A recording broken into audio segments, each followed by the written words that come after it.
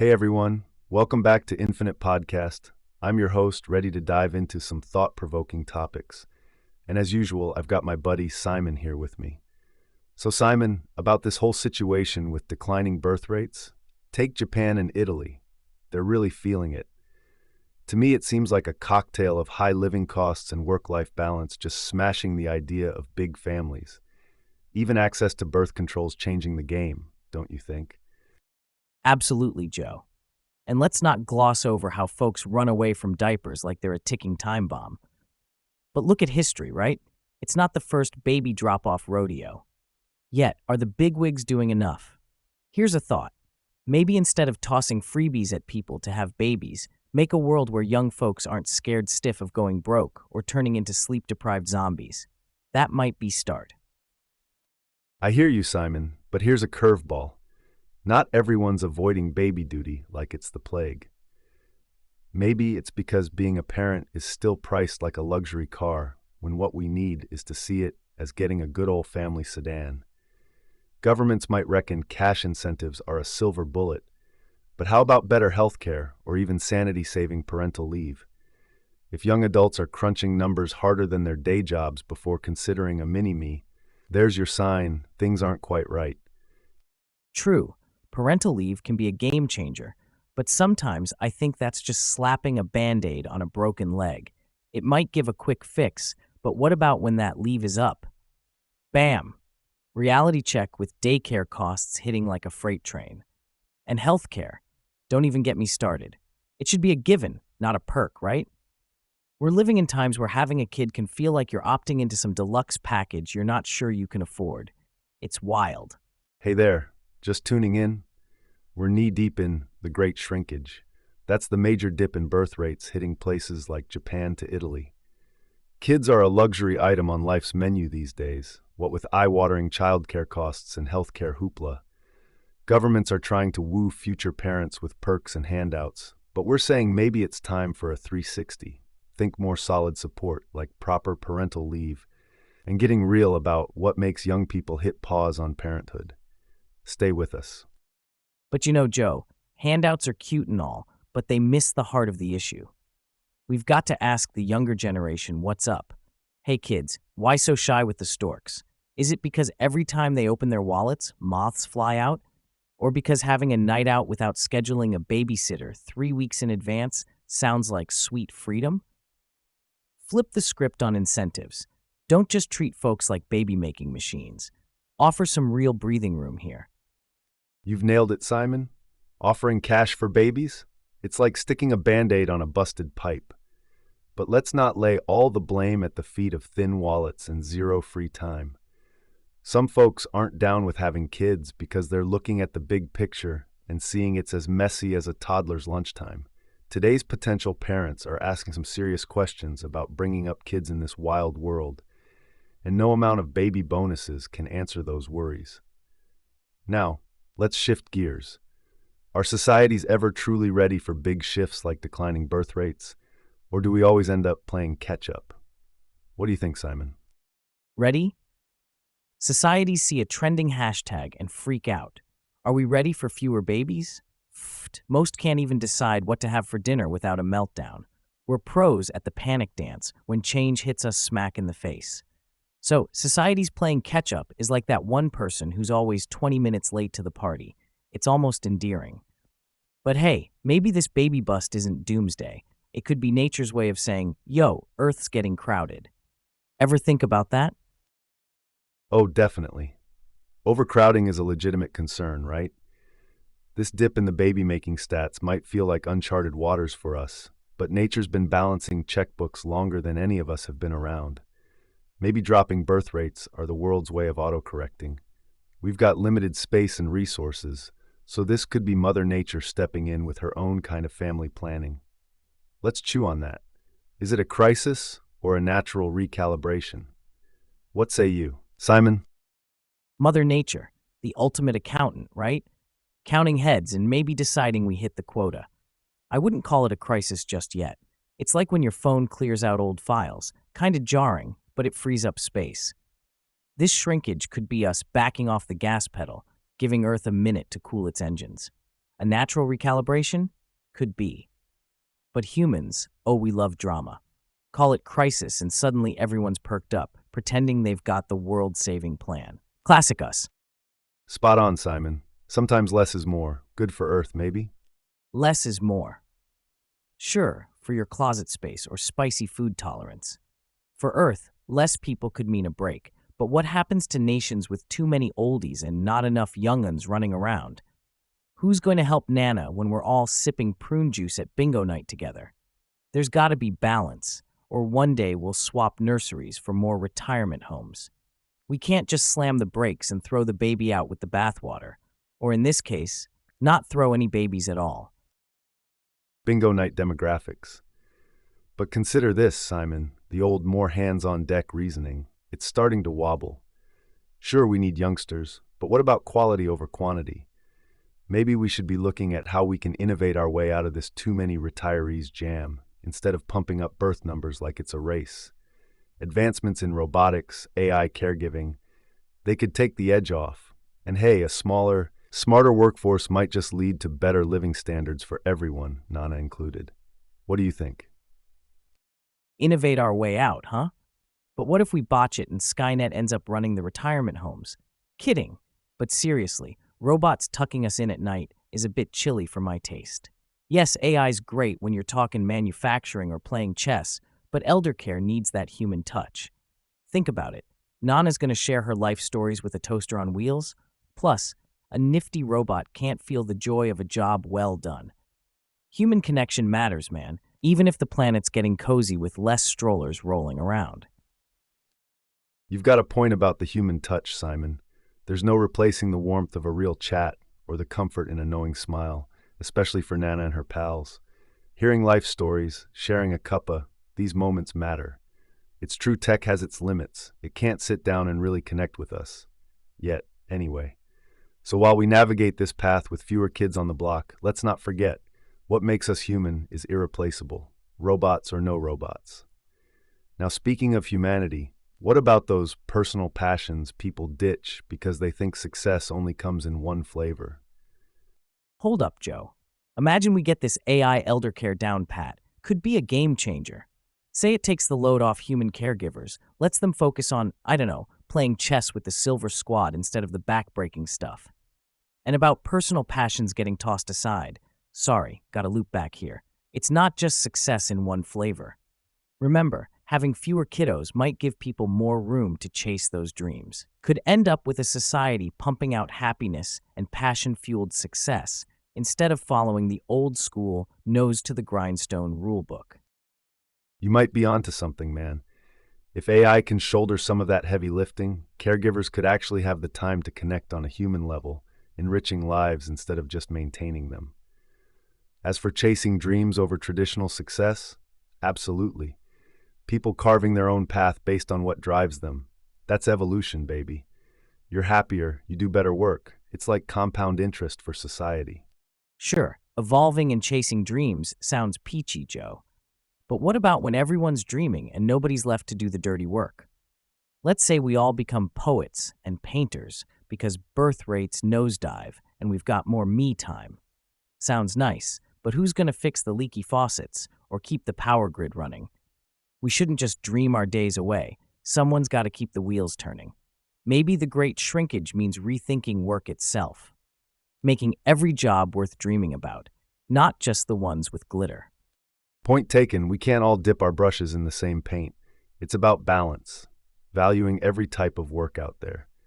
If the great shrinkage teaches us anything, it might be to rethink and truly appreciate all roles in our society. From plumbers to poets, every job's got its place in keeping the world spinning.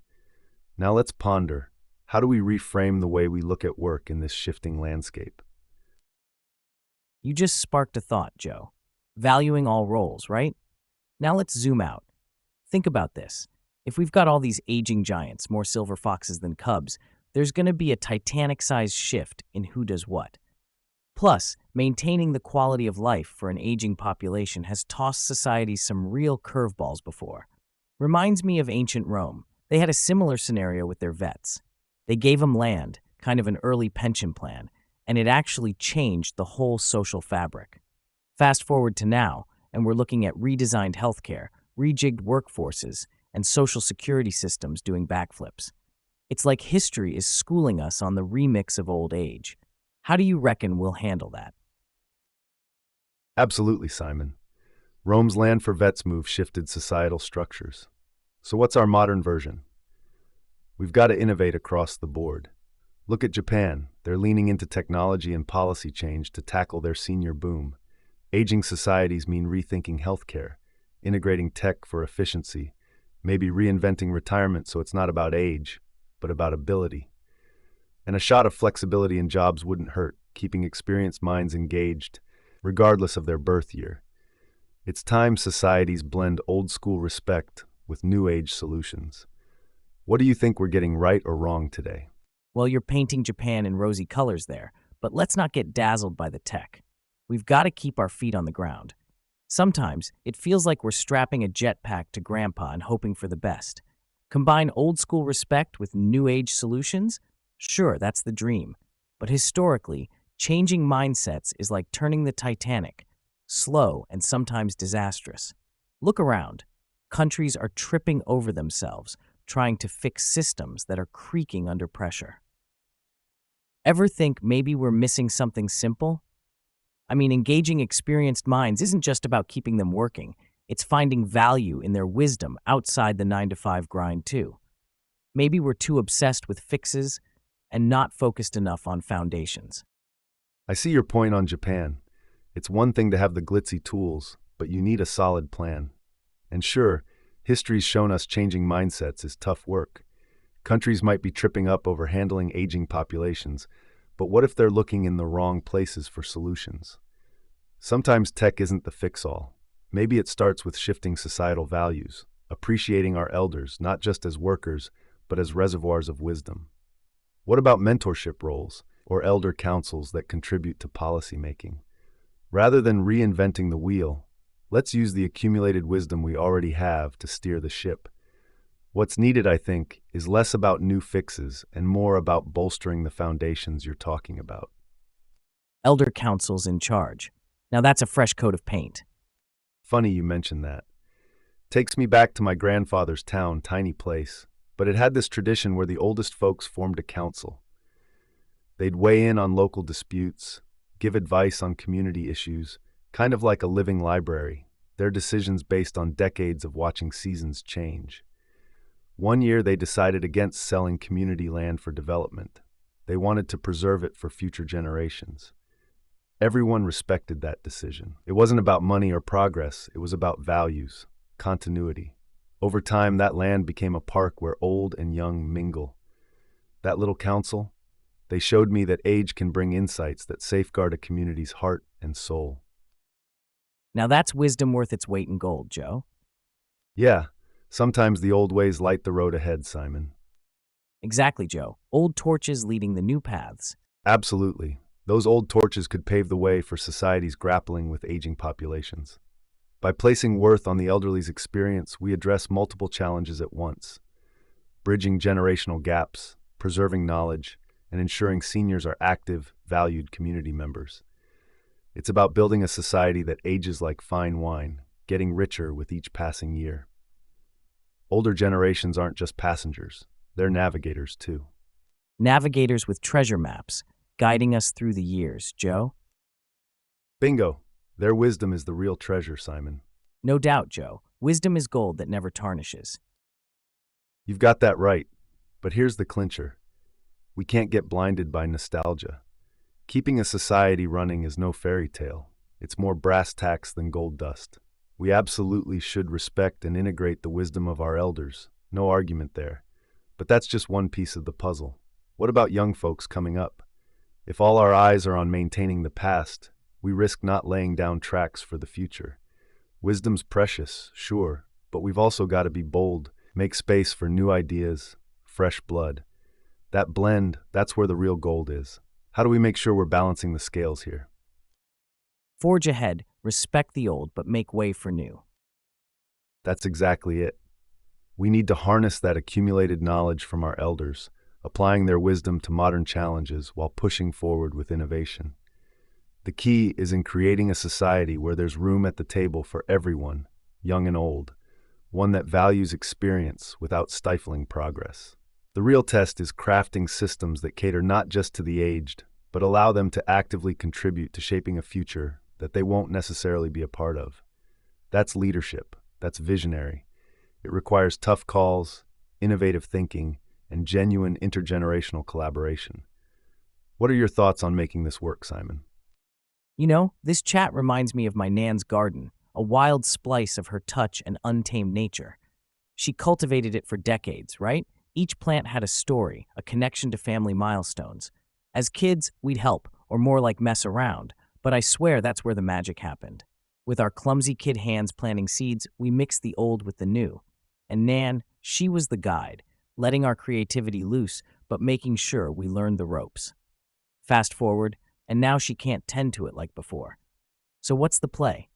Do we pave it over, go full tech with hydroponics? Nah, that's missing the mark. We pitch in, keep her legacy thriving, add our own flavors to the mix. It's evolution in real time, respecting what was built while growing something fresh.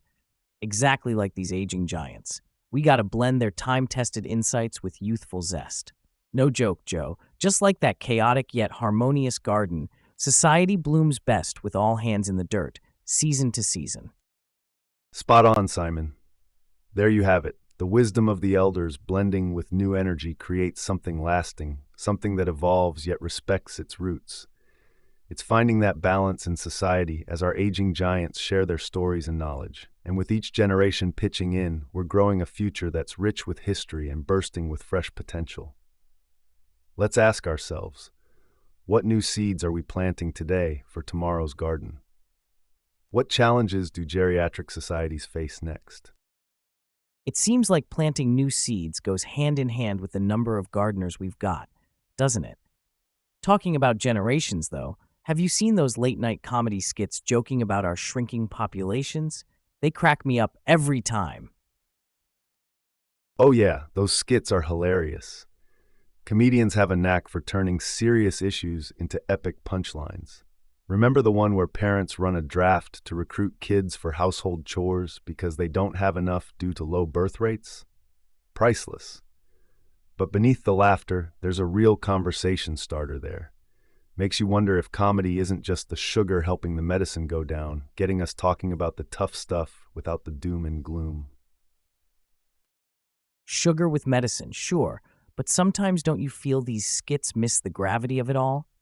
I watched one where a town only had one kid, turned him into a local celeb, had his own parade and everything. Had me rolling, but then it hit me. Are we laughing off a real crisis? Use humor to spark the chat, fine, but let's make sure we're not just chuckling our way off a demographic cliff, right? Absolutely, we can't let the punchlines bury the lead. Those skits, they're great for a laugh and might shed a lighthearted glow on a tough topic. But flip side, they could be making light of something that deserves more than a chuckle and a shoulder shrug. This isn't just whose line is it anyway, it's our future at stake. Comedy's a powerful tool when wielded right. It breaks the ice. I say use it, but don't abuse it. Keep the laughs coming, sure, but let's make sure when the curtain falls, the conversation continues. And not just with jokes, with action plans too. How should we be using humor to pivot to serious action here, Simon? Could we maybe take a leaf from those skits and use humor as a stepping stone, Joe? Like after laughing about these wild scenarios, dive into the real-world fixes and talk serious turkey? Sure, Simon. Humor can be the perfect segue into those bigger conversations. After the laughs, we anchor down to reality. Let's dish out some facts. For starters, many developed countries have fertility rates below 2.1. That's the replacement level needed just to maintain a stable population. Combine this with longer life expectancies, and you've got an aging society. Economically, fewer young'uns mean potential workforce shortages, while on the flip side, more elders could mean a strain on healthcare systems and pensions. Culturally, it could shift values and lifestyles, with younger generations possibly carrying heavier burdens of care. Now let's break it down. This isn't a sitcom plot. These are real trends needing smart policies. like boosting family-friendly work environments or immigration reforms to offset local declines. So yeah, let the comedians set the stage, but then let's roll up our sleeves and delve into the nitty-gritty policy talk that usually doesn't get primetime spotlight. What's your take on transitioning from comedy skits to policy solutions? Right? I'm pondering on that shift from jokes to action we're talking about. Like, how do you reckon we practically flip from the comedy bit and get folks really engaged with the policy aspect? What's your tactic for keeping people tuned in once the laughter fades? Well, the trick is to leverage that moment right when the laughter dies down. That's our window. The idea is to pair each chuckle with a fact or question that sticks, like serving up policy talk with a side of satire, you know? Keep it light but insightful. Imagine wrapping up a skit's punchline with a quick poll. Hit us up on social and tell us if you think paternity leave should be mandated. Spur interaction. Make lists, quizzes, something engaging that gets people thinking while they're still entertained. Mix those laughs with some real-world implications, like those what-if scenarios playing out in a less funny way day to day. Just because we're switching gears doesn't mean we drop the energy. We channel it differently. Comedy opens the door. We just need to make sure what's on the other side is just as compelling. How can we entice listeners to walk through that door with us, ready to tackle the less amusing realities? You're onto something, Joe. Present the facts with pizzazz post-punchline, right? Keep that dialogue going by inviting our listeners to weigh in, get them giggling, then get them thinking. What better way to stir the pot than sparking chats over, say, family policies at brunch after they've watched a replay of last night's skit? The floor's open on this one. Is laughter truly the best medicine for societal issues, or just a spoonful of sugar before a serious checkup? Speaking of stirring the pot, Simon, let's shift gears a tad. These comedy skits tiptoeing around sensitive issues. That's art imitating life, right? Now, what if life imitated art for a change? Picture this. Let's think about these shrinking populations not just as a gag reel scenario, but as a potential real-life utopia or a dystopia. This whole less people equals more room to stretch out thing, it could be a breath of fresh air for Mother Earth, huh? Less crowded cities, cleaner air, wildlife getting their groove back. But then again, flip the script and you've got a possible sci-fi thriller. Less innovation, collapsing economies, cultures fading into history books. So the philosophical conundrum unrolls. If we're heading toward a future with fewer folks, do we end up rocking the utopian vibes or spiraling down into dystopian chaos? And hey, while dangling on that ethical tightrope, what about tech interventions boosting birth rates? Cool or no-go zone? Does a smaller human footprint mean a high five for the planet or passing a mess to the next gen? How would you play this, Simon? Utopia, dystopia, how thin is the line? Hey there, fresh listeners. We've been waxing philosophical about what our world might look like with fewer people. Is it chill times ahead or a slide into spooky town? Imagine a world with more elbow room and nature rebounding. Sounds sweet, right? But could a population dip also toss us a plot twist straight out of a gloomy sci-fi flick? Think deserted cities and vanishing vibes. We're juggling the big what-ifs here and eyeing up how tech might play hero or villain in this story. Stick around, we're just getting warmed up. All right, folks, let's drill down on that. A world with fewer people presents a buffet of possibilities, and every utopia might just have a side of dystopia if you glance at the menu too long. Less traffic sound like heaven? Sure does. But then who's going to be left to innovate and drive those cars if we hit too low a number? You get more green space, jackpot for that, right? Nature gets its groove back. But hey, economics 101, the law of supply and demand doesn't vanish. Shrinking populations could mean less demand. Sounds good until industries crash and jobs disappear. Ouch, that's a ticket straight to dystopia. Ethically, should we even consider meddling scientifically to avoid this? Boosting birth rates through tech sparks fierce debate. Are we messing with nature or just giving evolution a nudge in the right direction? Bottom line, it isn't a simple fairy tale ending or an apocalyptic nightmare. It's about balance. So guys, is our future penned as a light-hearted novella or a cautionary tale? What's your vision for a sustainable path ahead? Balance. That's a tricky line to walk, huh? Tricky? More like tightrope walking in a hurricane, Simon. Imagine that, folks. Humanity straddling the Grand Canyon on a unicycle. There's Mother Nature cheering us on from one side, and on the other, good old human ambition ready to toss us an anvil. Keep it steady, or we might just invent a new extreme sport. Population limbo. How low can we go before society does a backflip? Stay tuned. Extreme population limbo. Now there's a reality show I'd watch. Same here, Joe. Would be a wild ride. Wild? It'd be off the charts, Simon. But here's the real kicker. So we nosedive into this population limbo and suddenly cities have more rooftop gardens than people. But what if with all the empty spaces, we see skills disappearing faster than your socks in the laundry? Boom. Knowledge gap. How do you manage utopia when no one knows how to run the tech that supposedly saves the day? High-stakes question time. Is this dream of utopia with fewer folks just a mirage, or could we actually stick the landing? And at what cost? Schools of fish might throw a party, but without fresh minds rolling out every September, those schools look pretty sad. Isn't there a sweet spot where we get the tech wizards and the happy dolphins? You've got a point, Joe. How do we keep that balance where technology and nature both thrive without one sending the other into a tailspin? Can society hustle to that sweet spot, or are we setting up for a faceplant in the sand? Picture this, Simon. Back in the day, I visited a small, almost forgotten town, picture perfect and hidden away like those secret levels in video games. Nature was reclaiming the place, flowers sprouting through sidewalks, air so clean it's like inhaling pure freedom. But here's the twist.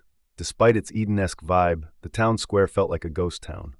Those left behind, they had this tight community, sure, but the local school had like 8 kids, tops.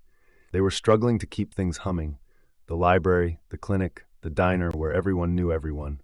Too well. This little snapshot of potential utopia-dystopia got me thinking. We need people for a society to function, to pass on knowledge, keep culture alive. Yet we also crave open spaces and room to breathe. So the lesson? Balance isn't just nice, it's necessary. We've got to harmonize our human footprint with nature's beat without losing the song or the singers. So it's clear then, that ghost town isn't just a cautionary tale. It's a snapshot of our future's crossroads. Do we end up singing karaoke solo in humanity's last dive bar or harmonizing in a worldwide choir, nature included? Balance is key, but the how is the real cliffhanger. The beat goes on, and so does this conversation. Where do we go from here, listeners? That hits the nail, Simon. Speaking of voyages and finding that balance, makes me think about how we've charted our world over time. Maps aren't just about lines on paper, they're the DNA of our past explorations and dreams, man. Let's cruise down history lane for a sec. Ancient maps are wild. They didn't just show where mountains punched the sky or rivers sliced the earth. They sketched the contours of human understanding, the fears and myths filling the gaps. Then came game changers like the Mercator projection. Sure, it had its distortions, but it was a breakthrough GPS for European explorers. No more here be dragons. Now it was here's how to get the spices without becoming dragon chow. Jump forward and bang, we're in the space age with satellites giving us Google Earth before our morning coffee. From Ptolemy's starry-eyed charts to today's precision, it's not just map-making on steroids, it's our journey unpacked across centuries. So from ghost towns to global villages, our story's a rich tapestry. One thread wraps around another, spiraling out through time.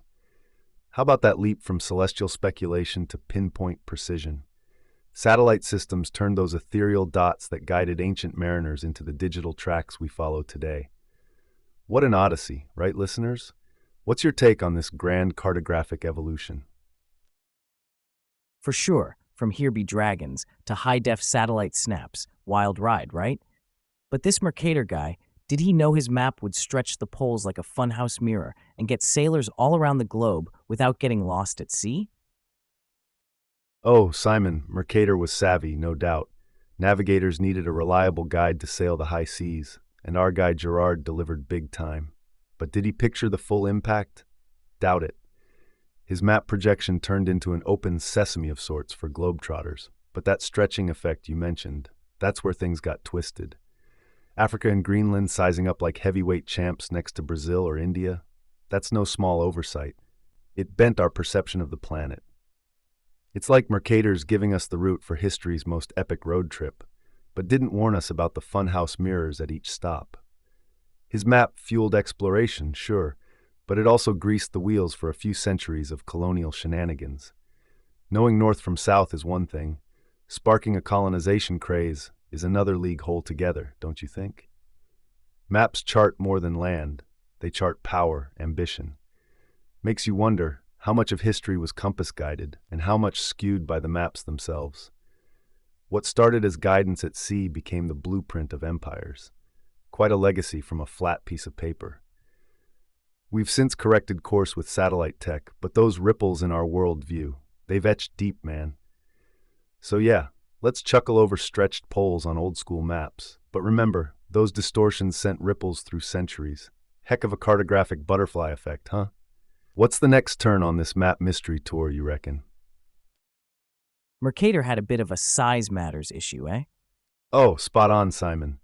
If size is the game, then Mercator's projection was the lottery win for the Arctic and Antarctic. Talk about your growth spurt. But let's zoom out a bit. His technique changed the rules by keeping angles intact, meaning sea routes could be plotted as straight lines, an absolute treasure chest for navigators back in the day. No wonder his name stuck like super glue on that map. It opened doors, or should I say oceans. Yet, it's a classic case where innovation comes with fine print. The distortion put some countries in the VIP lounge and others in economy class based on size, all courtesy of our friend Mercator. He wasn't plotting politics, but you can bet those stretched landmasses did some heavy lifting in the colonial power play. Nowadays, we've dialed down the distortion with newer projections, GPS and all, but Mercator's legacy? It looms large, quite literally. Geography classes worldwide owe the guy a nod for making heads spin when first spotting Greenland, throwing its weight around on the classroom map. But it begs the question, how does this historical lens shape our modern global perspective? Got any ideas how today's innovations might reshuffle the deck, folks? You bet, Joe. Maps did much more than get us from A to B. They shaped how we see the world and each other, and that's just scratching the surface. Now, with virtual reality knocking on our door, who knows what kind of maps we'll navigate by next? Could be mapping Mars colonies or deep-sea cities. All right, listener. Fear of mapping, marveling at uncharted territories in 3D right from our living rooms. Now, staying on course with Map Talk, let's unfold this globe some more. The Earth's round, but our maps are flat. Basically like trying to peel an orange in one go without breaking the peel. Spoiler alert, it's tough cookies. Each map projection is a new way to tackle that orange peel problem, each with its own party tricks. Take the Mercator. It's all about direction for sailors braving the high seas. Then there's the Winkle Triple, playing nice by balancing size and shape distortions. National Geographic's poster child for world maps. It's kind of like picking character classes in a role-playing game, each with their own strengths for the quest ahead. And don't get me started on Good's Homolozine, an innovation virtuoso. It slices the world like a juicy mango to keep continents cozy without ballooning them out of proportion. Peak creativity, but it's like looking at Earth through a kaleidoscope, brilliant for showing landmass relationships, yet you wouldn't want to plot your cruise with it. This map magic isn't just about getting around, it's a power play. View the world through Mercator's eyes, and those northern empires look pumped up like they've been hitting global gym hard. Switch to Good's view, and it's like someone let the air out. Suddenly, everything's in its Sunday best fitting. Fun fact, the lens we pick can shape how we see geography, politics, even our neighbors. No joke, it's high stakes for cartographers. Spin that globe and pick a projection, because whether you know it or not, those lines whisper stories of history, conflict, and the ties that bind us. Alrighty, adventurers, what's your take on this mismatched puzzle? Ever ponder why Alaska looks supersized or Africa gets the short end of the stick? Let's map out some thoughts. Those distortions really do a number on our mental globes, right? Absolutely messes with your mind's GPS big time, Simon. Joe, talk about messing with perceptions. What do you reckon happens when entire generations grow up thinking Greenland's the size of Africa due to those map distortions? How does that skew our global understanding? Our ideas of geography and even importance get all skewed. Just imagine kids playing with a globe like it's a beach ball, thinking these huge countries are playground giants. Then one day they learn that no, Greenland isn't the colossal overlord of continents. It's sort of like finding out those monsters under your bed were just socks. It's not just size, it's mindset. Picture a world map in a classroom. Countries on top look like the big players, while equatorial regions seem to shrink into supporting roles. It's subtle but sticky. Those impressions color everything from politics to economics, the whole how we fit in with who narrative. And it's a snowball effect. Start with a wonky map, grow up not questioning it, and you're engraving a skewed worldview into society's collective memory bank. It's like thinking the mini golf course is PGA Tour ready, charming, but no dice for hosting the Masters. Nowadays, with data at our fingertips, we got the tools to redraw misconceptions, set the record straight. But shaking off centuries of cartographic muscle memory? That's a trek and a half. Chatting about it, step one. So, fellow map gazers, ready to reorient? Oh yeah, here's the deal. Our school-time globes are like a crash course in earthly shapes, but flat maps, that's where the plot thickens. Greenland clocks in at roughly 2.16 million square kilometers. Africa's a whopping 30 million plus, over 14 times larger. Yet on the Mercator map, you wouldn't bet a nickel on it. And it's not just size misleads us. You've got latitude calling the shots too. The further from the equator, the more Mercator puffs things up like a bakery with a heavy hand on the yeast. And that equator? It's as if we drew a line in the sand. Here's where your dimension diet begins.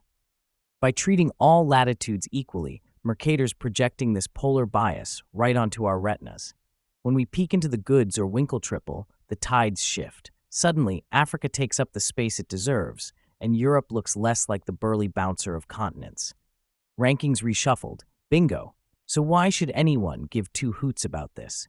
Because these geographical under- or overstated dimensions influence everything from geopolitical clout to how kids perceive their place in the world. You reckon there's room for an overlay of power dynamics atop our crumpled paper geography? That's still up for debate. But it goes to show, it's not just map projections, it's perception construction 101.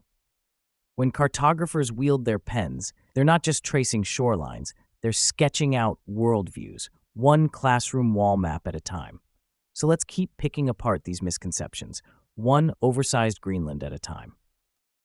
Tell me, Simon, isn't it like we're living with a distorted legend in our own stories? Wild thought, huh? Oh, there's one for you.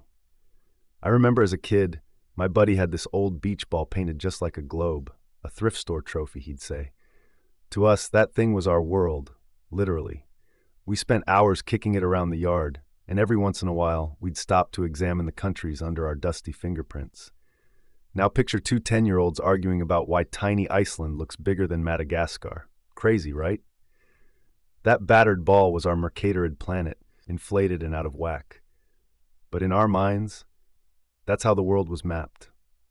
Reality check came years later in a geography class with a less distorted map. Mind is blown. Without us even realizing, our play had fooled us into buying the world on distorted terms. Today, when I see those old-school Mercator projections, I smile, remembering the backyard kicks, but also knowing they sold me a funhouse mirror Earth that needed a serious reality check. Just goes to show how early experiences can shape and warp our understanding of our world. Hey, new listeners, jump on board the globe-trotting banter bus. Today's joyride is all about maps, how those flat pictures fooled us about the real heft and width of our round world.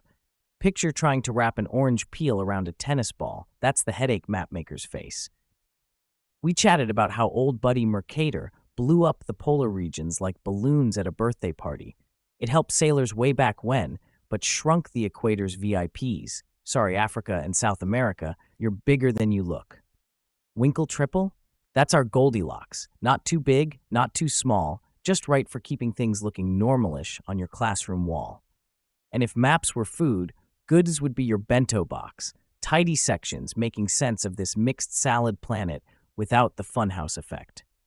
But here's the kicker.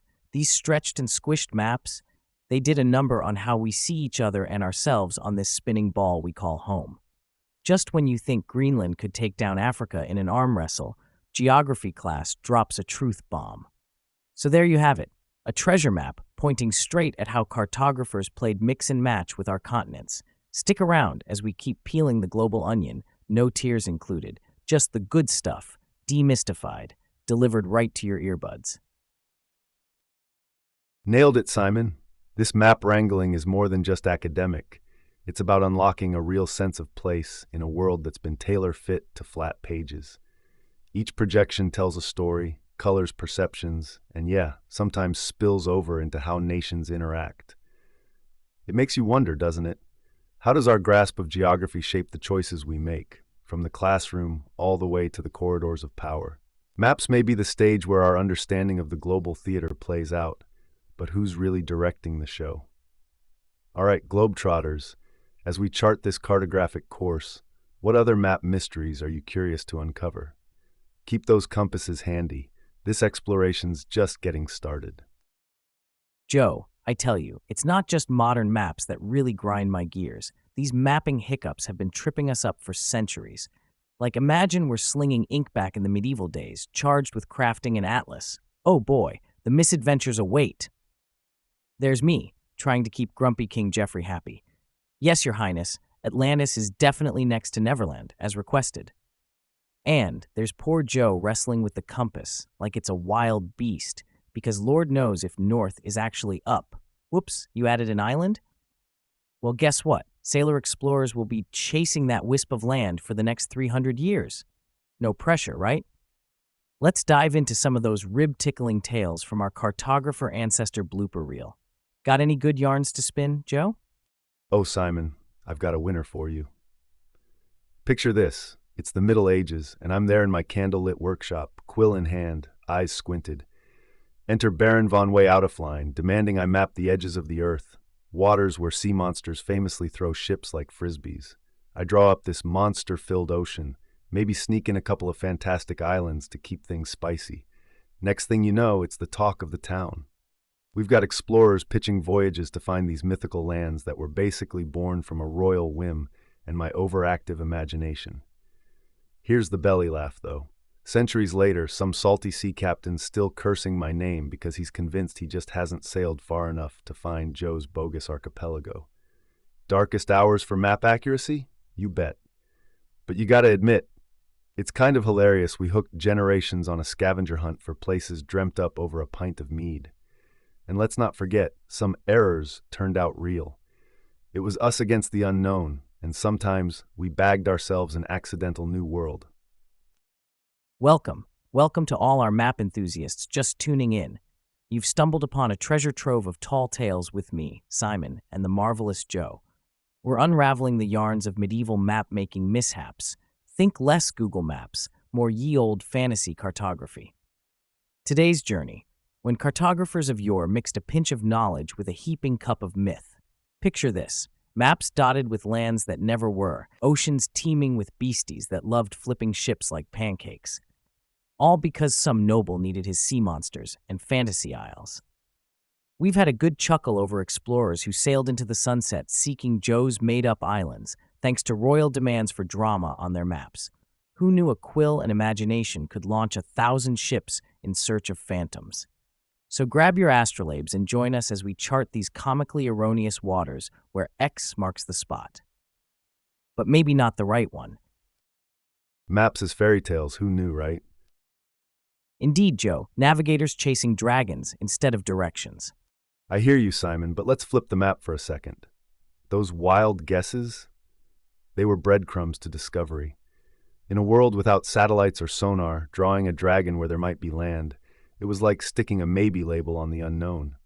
It fired up imaginations, pushed boundaries. Sure, it led to some wild goose chases, but explorers needed that dash of fantasy to fuel their courage against the vast, uncharted oceans. What if Columbus ignored the tales of distant lands because they weren't accurate? We might have had a delay in history books getting their juiciest chapters. These misadventures and whimsical errors, they're not just comical, they're the first draft of human ambition on this big blue marble. Maps sparked curiosity, sails caught wind, mistakes made history. Absolutely, Simon. It's those oops moments in cartography that got us thinking, what if? Encouraged the brave to venture beyond where maps end. Every map mistake became a challenge, an adventure waiting to happen. And let's face it, without those creative liberties taken by ye old map makers, the zest to fill in the blanks might have been a mere flicker rather than the raging fire it turned out to be. Sure, we can jest about made-up isles and sea serpents now, but because of those blunders, we got voyages that stitched our world together. Kind of poetic, don't you think? Poetry in motion, Joe, with compasses instead of quills. Compass over quill, man, both navigated us to today. Spot on, Joe. Just think about it. Our whimsical maps of the past got us writing history with every wild turn. Imagine what other tall tales we've etched into history with a simple stroke of the cartographer's quill. Makes you wonder what other oops discoveries are waiting for their own hilarious headline in the Atlas Annals. What do you think, folks? Where has fantasy led to reality in your world? Simon, speaking of quill strokes and fantasy, it gets me thinking. Our ancestors may have drawn dragons where they dared not sail, but today's cartographers, they're omitting entire chunks of land on purpose, or slapping a blur over them. Ever stumbled upon those pockets of nothingness on online maps, digital here be dragons, if you will? Government facilities rendered invisible, top-secret military bases, private compounds too posh for the public eye. It's like modern-day magic spells hiding parts of our world in plain sight. And those disputed borders plastered across different atlases depending on who printed them? We've got 21st century map wars unfolding with every update. It's both a power play and a cautionary tale saying, proceed with caution to sailors navigating the stormy seas of international politics. But really, aren't these cyber age blind spots just the latest telling of an old story, one where the realm of knowledge ends and the dragons begin? Let's dive into that rabbit hole of hidden coordinates and digital dragon lairs. Digital dragons, Joe, modern myths in our own backyards. Yeah, think about it. These digital dragons, they're the guardians of secrets in an age where we supposedly know everything. But navigate to certain coordinates and poof, a swath of blurry pixels, a blacked out island, or a lake that doesn't even exist. These map mysteries, they're the no man's land of our times. They spark conspiracy theories, fan the flames of curiosity. And beyond political cloak and dagger, what about those metaphorical here be dragons zones? Like unexplored depths of the internet, the dark web, places we know exist but might be too perilous or puzzling for the average netizen to voyage through. It goes to show, Simon, that no matter how advanced our tech gets, there will always be territories shrouded in mystery, our modern-day terra incognita. Talking about those voids on the maps, Joe, it reminds me of this road trip I took through the Nevada desert. Out there, cellular signals go to die. My trusty GPS was just as lost as I was. I decided to embrace the adventure, right? Turned down a dusty road that wasn't even a squiggle on the screen. Suddenly, bam, a chain-link fence and signs promising free tours for trespassers. Did I stumble onto one of our digital dragon's lairs by accident? Maybe.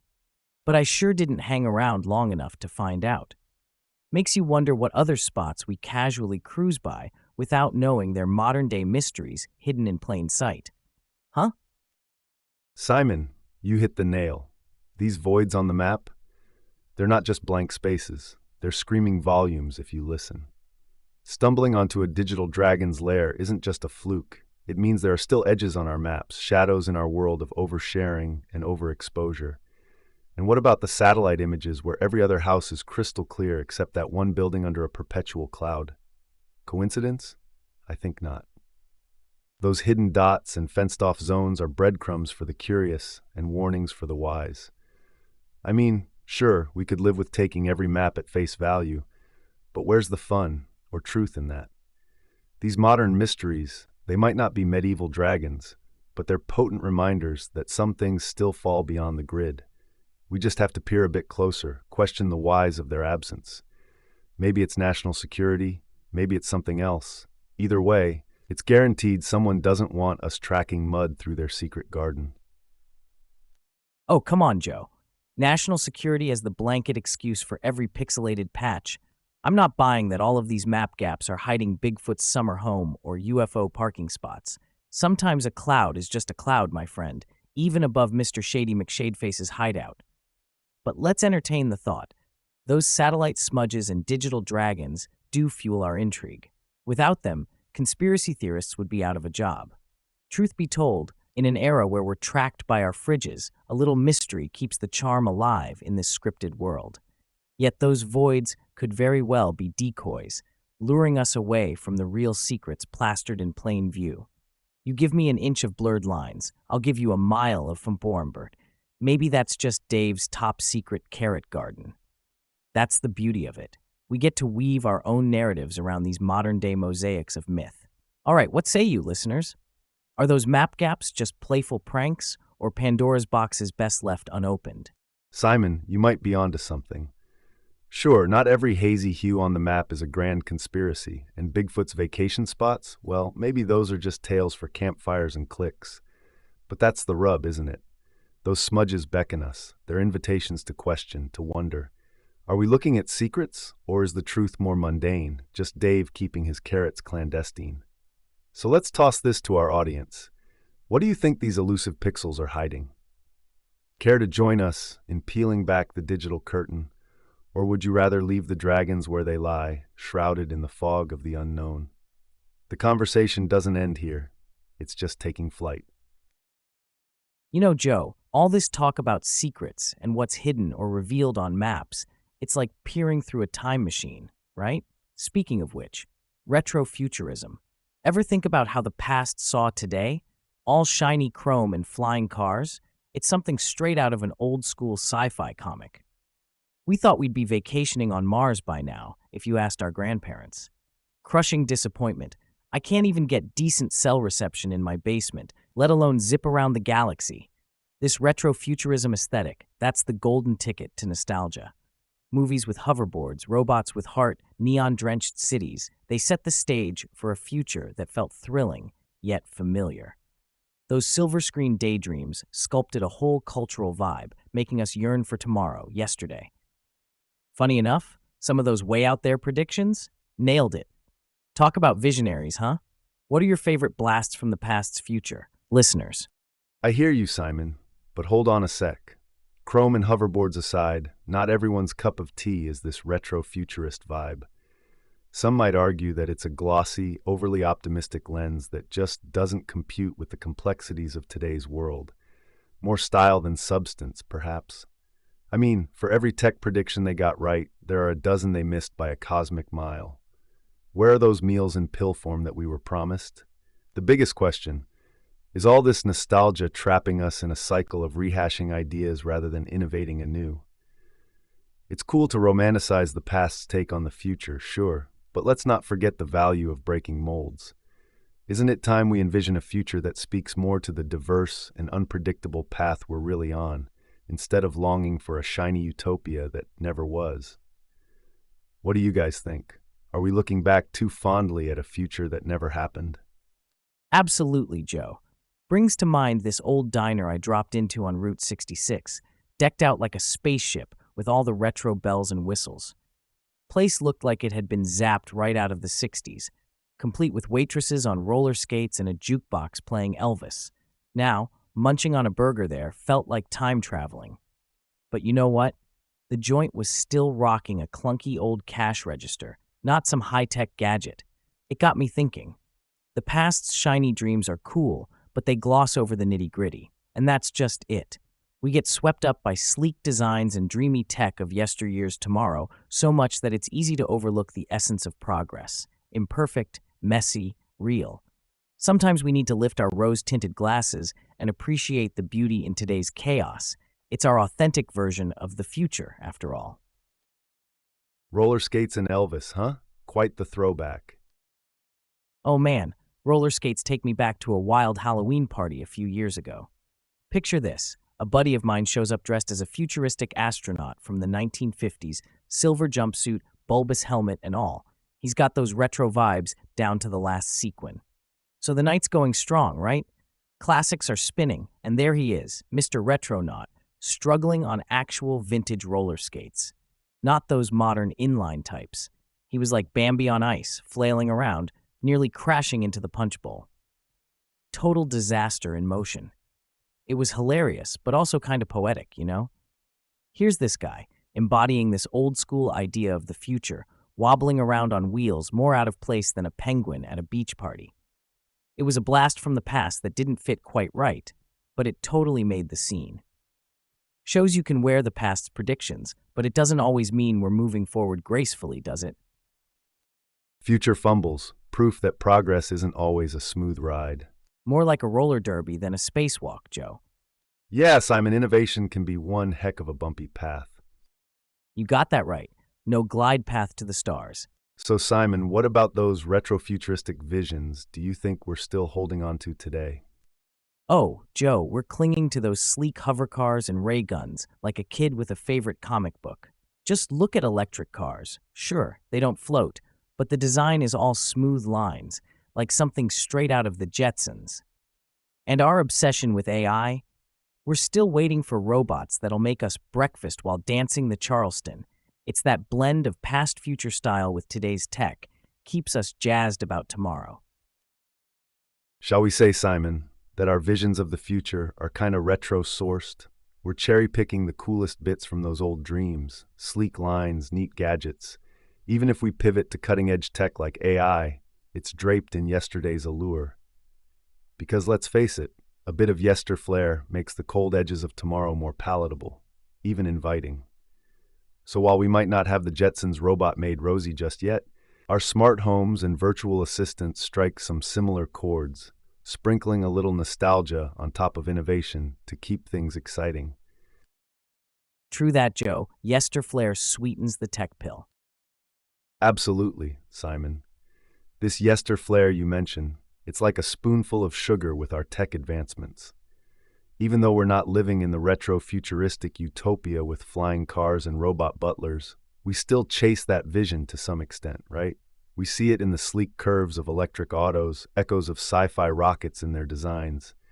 The voice assistants answering our questions a la Knight Rider, though no turbo boost, sadly. Our tech might be more grounded in reality, but it dances with dreams of eras past, keeps us looking forward through a rearview mirror. It's this balance, the now with a twist of then, that makes our push into the future undeniably human. Nostalgia isn't just looking back, it's a guiding star as we navigate ahead. Yeah, but hold on a sec, Joe. We're painting a pretty picture with all these nostalgic nods, but let's flip the record over. Chasing that retro-futuristic fantasy can be a bit of a trap. We might get so caught up in recreating those sleek lines and cool gadgets from the good old days that we lose sight of solving today's pressing issues. Think about it. Here we are jazzing up electric cars when we should be grappling with climate change head-on. All this fancy tech could just end up like lipstick on a pig if we're not careful. Innovation should be more than just a nostalgic remix. It needs to make us question, challenge, push boundaries. Otherwise, what's the point? We need fresh visions, new solutions, not just old dreams in high def. It's not just about making technology warm and fuzzy. It's about actually moving forward. Well, Simon, there's no denying the allure of yesteryear's sleek appeal slapped onto today's tech. But I agree, it's crucial to distinguish between what's charmingly retro and what pushes us forward. We've got to ask, does reliving these fantasies truly drive innovation, or are we just spinning our wheels in a nostalgic haze? Ray's property changed. Let's not trip up on yesterday's daydreams when we craft tomorrow. Curious, though, what kinds of all-new futures might we envision if we ditch the nostalgia lens entirely? I'm glad you tossed that idea out there, Joe. Speaking of daydreaming about the tech of tomorrow, have you ever had a laugh at those old-timey predictions and inventions they swore were just around the corner? Like, remember when everyone thought we'd be zipping around with personal jetpacks by now? It's like every time I watch an old sci-fi flick or commercial, it's promise after promise of pie-in-the-sky gizmos. Jetpacks aside, some of these kooky gadgets they dreamed up back in the day, well, they're funnier than a monkey in a tuxedo playing the banjo. Let's dive into some of those funky gadgets and failed predictions that past visionaries served up. What do you think, Joe? Ready for a giggle over the greatest misses from our futuristic forefathers? Absolutely, Simon. There's a gold mine of chuckles in those futuristic inventions. We've got jetpacks that are more like glorified leaf blowers and wristwatch TVs that would make even squinting hard. Let's not forget about food in pill form, as if a Sunday roast could be squished into a capsule. Can you imagine Thanksgiving dinner? Pass the gravy pill, please. But here's the kicker. Some folks thought we'd outsource romance to robots by now. Speed dating with androids instead of humans. Talk about ghosting. I'd wager these perfect robot dates would have us longing for authentic awkwardness again. It's these playful predictions that shine a light on the human imagination while also humbling us. We keep aiming high, and when we miss, at least we land among the laughter. All right, what's your favorite wacky prediction, Simon? Lay it on me. All right, listeners, I guess it's time to wind down our crazy time machine ride for today. Thanks for tuning in to the wackiest corner of the airwaves with us. Your earbuds must be buzzing from all that laughter, or maybe just wondering if that romance robot is still on the market. Remember, if you want more chuckles and futuristic fumbles, come back tomorrow at 5 p.m. Eastern for another round of good vibes and time hop hiccups on Infinite Podcast. Stay funky, everyone, and don't take those predictions too seriously.